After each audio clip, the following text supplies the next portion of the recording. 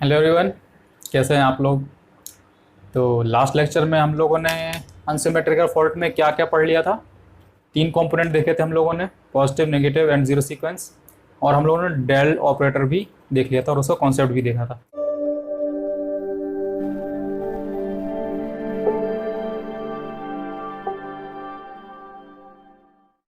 तो आज हम बढ़ेंगे अपने अनसिमेट्रिकल फॉल्ट में आगे। और आज हम और मैंने आपको एक बात और बताई थी कि हम फेजर केवल वोल्टेज और करंट का ही लिख सकते हैं। फेजर केवल वोल्टेज और करंट का ही लिख सकते हैं, इम्पिडेंस और पावर का नहीं लिखते हैं। फेजर फेजर हमेशा हम करंट और वोल्टेज का ही लिखते हैं। तो मैं किसी एक का लिखूंगा यहाँ पर। किसका लिखूंगा मैं वोल्टेज का लिखूंगा। मैंने क्या बोला? वोल्टेज का। तो अनसिमेट्रिकल पढ़ रहे हैं तो फेज भी हमारा अनसिमेट्रिकल होगा। कैसे होगा मैंने पिछले लेक्चर में बताया, वो सिमेट्रिक और अनसिमेट्रिक कंपेयर करके। ओके, तो मैं मान लेता हूँ ये हमारे पास है अनसिमेट्रिकल फेज। वोल्टेज का लेके हम लोग सॉल्व करते हैं। ओके, ये मानता हूँ वी ए है, ये वी बी है, ये वी सी है। ये हमारा अनसिमेट्रिकल रिप्रेजेंटेशन हो गया थ्री फेज का। Three phase unsymmetrical after the fault. Okay, ये फेजर है आफ्टर द फॉल्ट। फॉल्ट होने के बाद ये फेजर। ओके, अब इसको रिजॉल्व करना है। तो रिजॉल्व कैसे करेंगे? फॉर्टेस्क्यू ने क्या बोला था कि इस फेजर को, ये इसी फेजर को ही नहीं, किसी भी फेजर को जो कि अनबैलेंस फेजर है, उसको आप रिजॉल्व कर सकते हो किसकी हेल्प से? थ्री कंपोनेंट की हेल्प से, जो हम पिछली क्लास में डिस्कस कर चुके हैं। तो मैं इसका अब वही थ्री कंपोनेंट फेजर्स ड्रॉ करूंगा, पॉजिटिव, नेगेटिव एंड जीरो, यहां ड्रॉ करूंगा इसका। ओके, तो ध्यान से देखिएगा मैं क्या ड्रॉ करूंगा। मैं ड्रॉ करूंगा पहले पॉजिटिव, ये हो गया V A, V B, V C, हो गया पॉजिटिव। अब मैं यहां ड्रॉ करूंगा नेगेटिव, यहां ड्रॉ करूंगा नेगेटिव। चलिए, तो सेम ड्रॉ कर दिए, सेम ड्रॉ किया हूँ, फिर सीक्वेंस चेंज करूंगा, हो जाएगा नेगेटिव। बोलो हाँ, लास्ट लेक्चर में देखा था। ओके, यहाँ मैं ड्रॉ करूंगा जीरो फेज सीक्वेंस। मीन्स ये होगा तो सेम फेज में और सेम मैग्नीट्यूड का होगा। तो मैंने बताया था कि ये अनबैलेंस होता है और इसको क्यों जीरो फेज सीक्वेंस बोलते हैं, ये भी मैंने बताया था अच्छे से डिटेलिंग में। ओके, ये हो गया V A, V B, V C. तो ये हम लोगों ने क्या ड्रॉ किया? ये हमने ड्रॉ किया इसका पॉजिटिव फेज सीक्वेंस कंपोनेंट। बोलो हाँ, ये है नेगेटिव फेज सीक्वेंस कंपोनेंट, ये है zero phase sequence component. Okay, ये positive, negative, zero phase sequence component, ये लास्ट लेक्चर हम लोगों ने डिटेलिंग में सीखा था। तो इसको रिजॉल्व करने के लिए ये तीनों फेजर हम यूज करेंगे। ओके, अच्छा, तो देखिए रिप्रेजेंटेशन है। इसको मैं पॉजिटिव को रिप्रेजेंट करने के लिए क्या करूंगा? वन से रिप्रेजेंट करूंगा पॉजिटिव को, वन से पॉजिटिव रिप्रेजेंट करूंगा। तो आपको, अगर मैं जहां आपको पावर में या ऊपर वन दिख रहा है, ये रिप्रेजेंटेशन है, आप कैसे रिप्रेजेंट कर सकते हैं? मैं ऐसे रिप्रेजेंट करूंगा, वी बी के ऊपर अगर वन लिखा हुआ तो यानी पॉजिटिव सीक्वेंस कॉम्पोनेंट है, इसको मैं टू लिखूंगा। ओके, क्योंकि ये जीरो है तो इसके ऊपर मैं जीरो लिखूंगा। तो पॉजिटिव को मैं वन लिखूंगा, नेगेटिव को टू और जीरो सीक्वेंस के ऊपर जीरो। अच्छा, तो हम लोगों ने अल्फा ऑपरेटर देखा था, वो देखा था। तो क्यों अल्फा ऑपरेटर की हेल्प से मैं इसको VC1 को, ध्यान से देखिए, VC1 को मैं क्या लिख सकता हूँ? अल्फा ऑपरेटर क्या करता है? 120 डिग्री शिफ्ट कर देता है। किसको शिफ्ट करेगा? ए को। ये 120 डिग्री डिस्प्लेस है ए से, तो VC क्या हो जाएगा आप बताइए? मैं अल्फा VA1 लिख सकता हूँ। अगर पिछले लेक्चर आपने ध्यान से देखा तो अल्फा ऑपरेटर मैंने अच्छे समझाया था, उसी की हेल्प से यहाँ लिख रहा हूँ। ओके, VB को मैं क्या लिख सकता हूँ? अल्फा स्क्वायर VA1, क्योंकि पॉजिटिव है। सिमिलरली यहाँ मैं VB को क्या लिखूंगा? Alpha VA2। VC को क्या लिखूंगा? Alpha square VA2। बोलिए हाँ। और ये तो सब सेम सीक्वेंस में है, तो ये इसमें कोई चेंज नहीं आएगा। ये is equal to VB is equal to VC, इसमें कोई डिस्प्लेसमेंट नहीं हो रहा, यहाँ पर अल्फा की कोई वैल्यू यूज नहीं होगी। तो चलिए अब हम इसकी हेल्प से इसको रिजॉल्व करते हैं। ओके ना, तो यहाँ पर VA फेस में VA1, VA2 और VA0 को हम ऐड करेंगे। तो VA क्या होगा? ध्यान से देखिएगा, VA क्या होगा? ये VA क्या होगा? VA1 plus VA2 plus VA0। बोलिए हाँ। हाँ, तो इसका सीक्वेंस मैं ऐसा रखता हूँ, VA0, VA1, VA2, ठीक है ना, ताकि सीक्वेंस अपना बना रहे। क्या लिखूंगा? VA0, नॉट मतलब क्या? जीरो फेज सीक्वेंस कंपोनेंट को शो कर रहा है, समझ रहे ना? ओके, प्लस VA1 मतलब पॉजिटिव, VA2 मतलब नेगेटिव। ये तो होगा VA, अच्छा वी बी को क्या लिखूंगा मैं, वी बी को मैं लिखूंगा similarly V B zero plus V B one plus V B two. बोलिए, सिमिलरली वी सी लिख लेंगे, V C zero V C one V C two. ये जो हमने लिखा है इसकी हेल्प से लिखा है, वी ए ये होगा इनका सम और वी बी इनका सम, ओके, वी सी इसका सम, सी का सम, समझ रहे हो ना। यहाँ से A B B B C C C, ये सम हम लोगों ने यहाँ पर लिख लिया, इसकी जो वैल्यू होगी वो यहाँ पर लिख लिया। बोलो हाँ।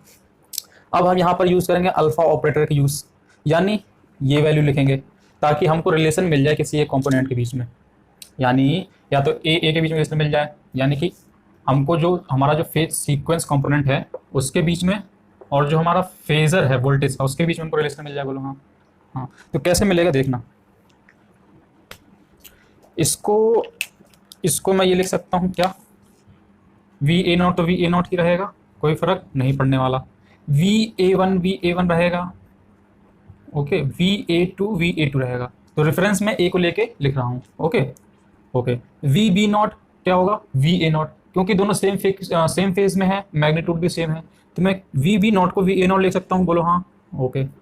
वी बी वन को क्या लिखूंगा मैं, देखिएगा, वी बी वन क्या है यहाँ पर, ये है वी बी वन को मैं alpha square V A one लिखूंगा। बोलो हाँ, okay, alpha square V A one, okay. V B two को क्या लिखूंगा मैं, वी बी टू को क्या लिखूंगा, अल्फा वी ए टू, बताओ, अल्फा वी ए टू, बोलिए, लिख सकता हूँ। सिमिलरली सी को क्या लिखूंगा, वी ए नॉट, क्योंकि जीरो सीक्वेंस में दोनों सेम फेज में है, मैग्नीट्यूड सेम है, plus alpha V A one, यहाँ पर alpha V A one, V C alpha V C one क्या है, alpha V A one, plus alpha square V A two, alpha square V A two. यहाँ पर हमने लिख लिया अपना इक्वेशन, ये कहाँ से आया, इसकी हेल्प से इसको हम लोगों ने लिखा हुआ है, ठीक है ना। तो हम क्या कर रहे हैं, इस प्रॉब्लम को रिजॉल्व करने की कोशिश कर रहे हैं। चलो अच्छा, अब इसको हम मैट्रिक्स फॉर्म में लिखें, मैट्रिक्स फॉर्म में कैसे, देखिएगा, मैं ये इसको रफ करके इसको यहाँ लिखूंगा, ओके, ताकि स्पेस मिले अपने को। ये कैसे है आपको पता चला, ठीक। अब मैं उसको यहाँ लिखूंगा, डार्क पेन से लिखूंगा ताकि आपको क्लियर दिखाई दे। क्या लिखूंगा, ये किसका सम है, V A naught plus V A one plus V A two, ये है V A naught plus V plus alpha square V A one plus alpha V A two. I hope ये समझ में आ रहा होगा मैं कैसे लिख रहा हूँ, अभी बताया, plus alpha square V A two, okay. अब मैं इसका यहाँ पर लिखूंगा मैट्रिक्स फॉर्म में कैसे लिखूंगा, देखिएगा, मैट्रिक्स फॉर्म में लिखना आता ही है ना। ये हमारा वी ए है, ये वी बी है, ये वी सी है, बोलो हाँ। हाँ, ये मैट्रिक्स हमारा क्या मिलेगा, देखिएगा, one alpha square alpha, one alpha square, तो ये क्या है हमारा, V A naught V A one and V A two. इसी को मैट्रिक्स में रिप्रेजेंट किया हूँ और कुछ नहीं किया हूँ। V A B C V A naught V A one V A two, सब में सेम है, A naught A one A two, naught A one A two यहाँ लिखा हूँ, बाकी कॉन्स्टेंट यहाँ पर, ओके। अच्छा, मैं इस मैट्रिक्स को ऐसे भी लिख सकता हूँ शॉर्ट फॉर्म में शो करने के लिए, कैसे, वी ए बी सी, इसको ए मैट्रिक्स बोलेंगे, हाँ, और इसको क्या शो करूँगा, वी ए 0 1 2, ओके ना। ये जो इक्वेशन है, यानी ये जो इक्वेशन आई है, इसको हम बोलते हैं डिराइव्ड इक्वेशन। डिराइव्ड क्यों बोलते हैं, बताता हूँ अभी। डिराइव्ड इक्वेशन क्यों बोल रहा हूँ मैं इसको, इसलिए डिराइव्ड इक्वेशन बोल रहा हूँ क्योंकि ए बी सी का जो सीक्वेंस है उसको हमने वी ए 001 यानी फेज सीक्वेंस के टर्म में लिखा हुआ है। समझे, नहीं समझे, एक एग्जांपल को थोड़ा समझोगे समझ में आएगा। मान लीजिए ये फेजर एफ हॉरिजॉन्टल है, ये एफ वर्टिकल है, तो इसका जो हम लोग रिजल्टेंट लिखते हैं, ठीक है ना, इसकी हेल्प से इसका रिजल्टेंट मैं लिखूंगा, तो इसका मतलब मैं इसको ड्राइव कर रहा हूं, इसकी हेल्प से इसका रिजल्ट लिखूंगा, यानी मैं इसको ड्राइव कर रहा हूं इसकी हेल्प से। बोलो हाँ, अब समझ में आया होगा, है ना। हम लोग क्या करते थे, 12th क्लास में हम लोग मतलब 11-12 बेसिक में पढ़ते थे, टू फेजर दिया है, उसका कंपोनेंट निकाल के उसका सम हम लोग लिखते हैं। तो इन दोनों की हेल्प से इसको हम ड्राइव करते थे, है ना। लेकिन अगर यही हमको गिवन है, अब बोला इसको फाइंड आउट करो, तो इसकी हेल्प से हम इसको रिजॉल्व करते थे। बोलो हाँ। तो समझ रहे हो, ये इक्वेशन इसके टर्म में लिखा हुआ है, इसीलिए मैं इसको डिराइव्ड इक्वेशन बोलूंगा। अब मैं क्या करूंगा, इसको इसके टर्म में लिखूंगा, तो मैं इसको क्या बोलूंगा, मैं क्या करूंगा, इसको इसके टर्म में लिखूंगा। कैसे, देखो ये समझ में आया, आ गया। यहाँ देखो इसको रफ कर रहा हूँ, इसकी हेल्प से वो लिखा हूँ। अब हम लोग आगे बढ़ेंगे। ओके, मैंने क्या बोला, ये है ड्राइव्ड इक्वेशन, हमको क्या लिखना है, रिजॉल्व्ड इक्वेशन। रिजॉल्व्ड इक्वेशन कैसे मिलेगा, ए इनवर्स। बोलो हाँ। तो इसका ए इनवर्स क्या होगा, पहले तो ये देखो ये आया कैसे, हमारे पास ये है बी ए बी सी, ये मैट्रिक्स ए है और ये V012 है। बोलो हाँ है। तो मुझे लिखना है V012, तो मैं ए इनवर्स VABC लिखूंगा। बोलो हाँ हाँ। तो अब बात ये है, इसका इनवर्स क्या होता है, तो इसका इनवर्स होता है, याद कर लीजिएगा, इसको मैं क्या लिखूंगा, देखो इसको मैं VA0 VA1 थोड़ा बड़ा लिखूं, हाँ देखिएगा क्या लिख रहा हूँ, इसको मैं लिखूंगा VA0 VA1। अच्छा ये नॉट वन में क्या बोल रहा हूँ, समझ में आ रहा है ना, ये सीक्वेंसेस हैं, zero sequence, positive sequence, negative sequence. बोलो हाँ हाँ। ओके, इसका इन्वर्स क्या होता है वो याद करिएगा, इसका इन्वर्स होता है 1/3, आप कैलकुलेट करेंगे, अब यहाँ इन्वर्स थोड़ी कैलकुलेट करते करेंगे ना, 1/3 1 1 1 1। इसको इंटरचेंज कर दीजिए, मतलब अल्फा को अल्फा स्क्वायर से रिप्लेस कर दीजिए। कैसे, यहाँ अल्फा स्क्वायर है, यहाँ अल्फा आएगा, यहाँ अल्फा है, यहाँ अल्फा स्क्वायर आएगा। सिमिलरली यहाँ पर इन जहाँ जहाँ अल्फा था वहाँ वहाँ हम लोगों ने अल्फा स्क्वायर से रिप्लेस कर दिया। बोलो हाँ।